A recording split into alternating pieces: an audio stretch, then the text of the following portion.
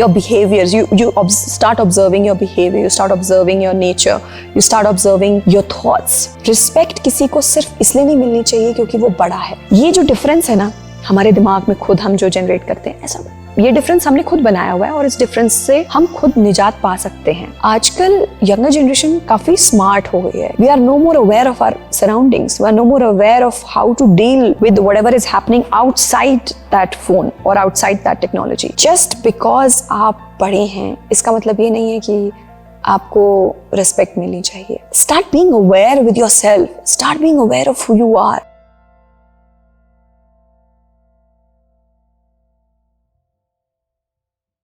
जब मैं बहुत छोटी थी तो जब भी मैं किसी बड़े बुजुर्ग को देखती थी, आंटी अंकल को देखती थी, तो हमेशा नमस्ते करती थी उनको। फिर धीरे धीरे जैसे जैसे समझ पड़ी तो मुझे रियलाइज हुआ कि कुछ आंटी अंकल हैं जिनको रिस्पेक्ट देने की शायद जरूरत नहीं है, क्योंकि शायद कहीं ना कहीं वो रिस्पेक्ट डिजर्व नहीं करते। सुन के आपको थोड़ा अजीब लगा होगा। एक बार फिर से चलो मैं कोशिश करती हूँ और आप ध्यान से समझने की कोशिश करो कि मैं कह क्या रही हूँ। सोच लीजिए 60 साल की उम्र के एक ऐसे अंकल हैं जो किसी से अच्छे से बात नहीं करते, गुस्से में बात करते हैं, किसी से किसी का हाल चाल नहीं पूछते। उनको कोई अगर नमस्ते ना करे तो वो इस तरह से बिहेव करते हैं कि भाई मुझे क्यों नहीं नमस्ते करा, मुझे क्यों नहीं ग्रीट करा। उनका जो पूरा पर्पस है वो सिर्फ ये है कि मुझे वो इज्जत मिलनी चाहिए जिसका मैं हकदार हूँ, क्योंकि मेरी उम्र इतनी बड़ी है, मैं इस उम्र का हूँ। या फिर कोई लेडी भी सोच सकती है ऐसे। इस बात को अगर हम ध्यान से देखें तो ये बात बहुत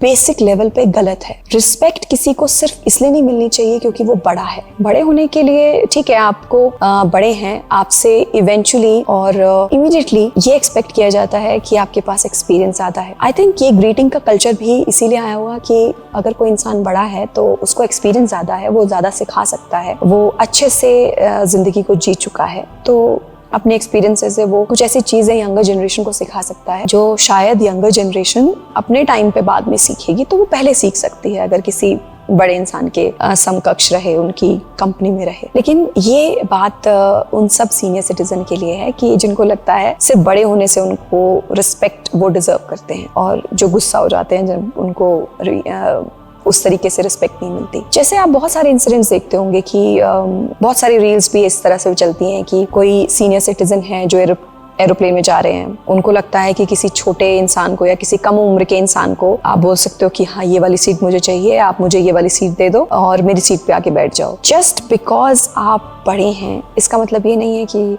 आपको रिस्पेक्ट मिलनी चाहिए। इवेंचुअली फर्स्ट केस में या प्राइमा फेसी या फिर फर्स्ट हैंड एनकाउंटर जो हमारा होता है किसी के साथ भी, तो हमें पोलाइटली बात करना चाहिए। लेकिन सिर्फ उम्र से ये समझ लेना कि आपको तजुर्बा भी हो गया है, आपको एक्सपीरियंस हो गया है लाइफ का, वो जरूरी नहीं है। बिल्कुल जरूरी नहीं है कि उम्र के साथ अकल आए। कभी कभी किसी को जल्दी भी अकल आ जाती है अपने एक्सपीरियंसेस की वजह से। तो उम्र बहुत बड़ा पैमाना या पेरीमीटर नहीं रह गया है किसी की समझ को, किसी की अकल को नापने का। तो जितने भी बड़े लोग हैं वो एक तो इस चीज को समझने की कोशिश करें कि आपको अपनी लाइफ में इस तरीके से काम करना पड़ेगा, ऐसे एक्शंस लेने पड़ेंगे जहाँ पे आप रिस्पेक्ट डिजर्व करें, आप रिस्पेक्ट वर्दी बन जाएं। आपको लोग देखें, आपसे लोग मिले तो लगे उनको कि हाँ इस इंसान की रिस्पेक्ट करनी चाहिए, नॉट बिकॉज ये इस उम्र का है, बल्कि ये इंसान का नेचर ऐसा है, इस इंसान का कैरेक्टरिस्टिक ऐसा है, इसका बिहेवियर ऐसा है। आई थिंक एक हम ऐसे समाज की तरफ, एक ऐसी सोसाइटी की तरफ, एक ऐसे कम्युनिटी की तरफ बढ़ेंगे जो कम्युनिटी अंडरस्टैंडिंग होगी, जो कम्युनिटी सच में इगैलिटेरियन होगी, इक्वालिटी को प्रमोट करेगी। और इसके साथ साथ एक और चीज़ ये है कि जो यंगर जनरेशन है वो उन्हें आजकल यंगर जनरेशन काफ़ी स्मार्ट हो गई है, क्योंकि इन्फॉर्मेशन का इतना ज़्यादा मूवमेंट है हमारे बीच में कि वो इन्फॉर्मेशन हर जगह पहुंच रही है मीडिया की वजह से। तो ये अच्छी भी चीज़ है।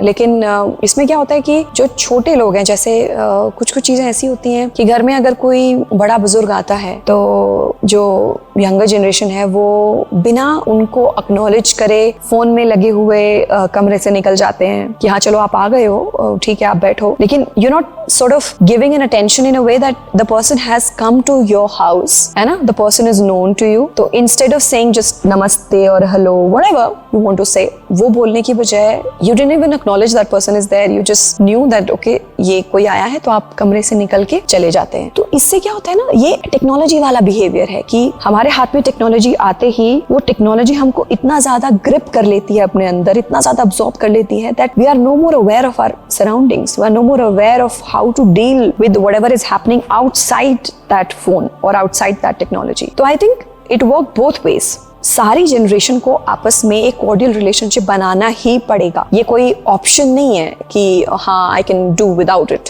I can stay without it, I can do away with it. ये कोई ऑप्शन नहीं है।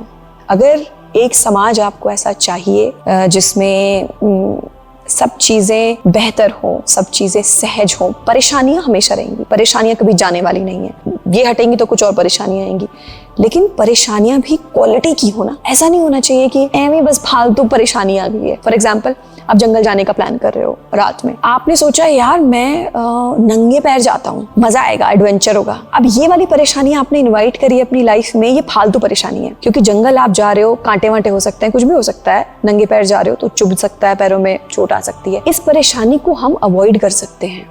हमें कुछ और परेशानी मिल सकती है, जैसे हाँ हमें शेर मिल जाए या जंगली जानवर मिल जाए, तो फिर हम किस तरीके से उस वाली प्रॉब्लम को टैकल करेंगे, उसको डील करेंगे। तो वो एक बेटर क्वालिटी की परेशानी है। तो हमें अपनी लाइफ में बेटर क्वालिटी की डिफिकल्टीज को डील करना है, खराब क्वालिटीज वाली डिफिकल्टी नहीं चाहिए हमें। इसीलिए आई एम सेइंग कि start being aware with yourself, start being aware of who you are, try to this life is very amazing. अगर the moment you step into that awareness field ना, like this is me, उसके बाद you will start experiencing magic, miracle, trust me. जिस moment पे आपने अपने आप को कनेक्ट कर लिया अपने आप से, your behaviours, you start observing your behavior, you start observing your nature, you start observing your thoughts, how you think, and you start differentiating between okay ये thought कहाँ से आ रहा है, ये thought कहाँ से आ रहा है। तो फिर उसके बाद मैजिकल लाइफ हो जाती है। उसके बाद everything is, there will be difficulty as I said, but there will be quality वाली डिफिकल्टी। जनरेशन कितनी भी हो, जनरेशन में कोई गैप एज सच नहीं है, वो गैप हम खुद बना रहे हैं, हमारी अपनी सोच में हम खुद उसको क्रिएट करते हैं, क्योंकि हमें लगता है कि हमें किसी और को समझना नहीं है और कोई और हमें समझ भी नहीं पाएगा। ये जो डिफरेंस है ना हमारे दिमाग में खुद हम जो जनरेट करते हैं, ऐसा ये डिफरेंस हमने खुद बनाया हुआ है और इस डिफरेंस से हम खुद निजात पा सकते हैं अगर हमें बेटर अवेयर ह्यूमन बीइंग बनना है। तो ये समझ लीजिए कि खाना आज से 2000 साल पहले, 3000 साल पहले भी जरूरी था, आज भी जरूरी है। अपने आप को हाइजीनिक रखना, हाइजीन मेंटेन रखना, पानी पीना, कसरत करना, ये आज से पहले भी जरूरी था, आज भी जरूरी है, हमेशा रहेगा। तो इंसान में बेसिक लेवल पे कोई बहुत ज्यादा अंतर नहीं आता है, कोई बहुत ज्यादा अंतर आया भी नहीं है। एवोल्यूशन एक अलग प्रोसेस है, वो इवेंचुअली आ जाता है, लेकिन हम सेम ही हैं सब। इट्स जस्ट दैट हमें लगता है कि अगर कोई सीनियर है, सीनियर को भी लगता है यही, हमें भी यही लगता है, और हमसे जो आने वाली अब जो 19-20 साल के बच्चे हैं, या फिर उनके वाले उनसे भी और छोटे जो 10-11 साल के बच्चे हैं, या फिर अभी जो पैदा हो रहे हैं, हम सब एक ही हैं। We are just a single unified whole and we are just trying to distinguish each other from each other and we are trying to create more complex issues which are not even there. तो हमें ये समझने की जरूरत है कि एक दूसरे के साथ हमें किस तरीके से लाइफ को और कॉर्डियल करना है और सिंप्लीफाई करना है। खामखा में कॉम्प्लिकेट करने से कुछ नहीं मिलता है। I hope you understood what I said. I really hope I tried to simplify what I wanted to say. Thank you.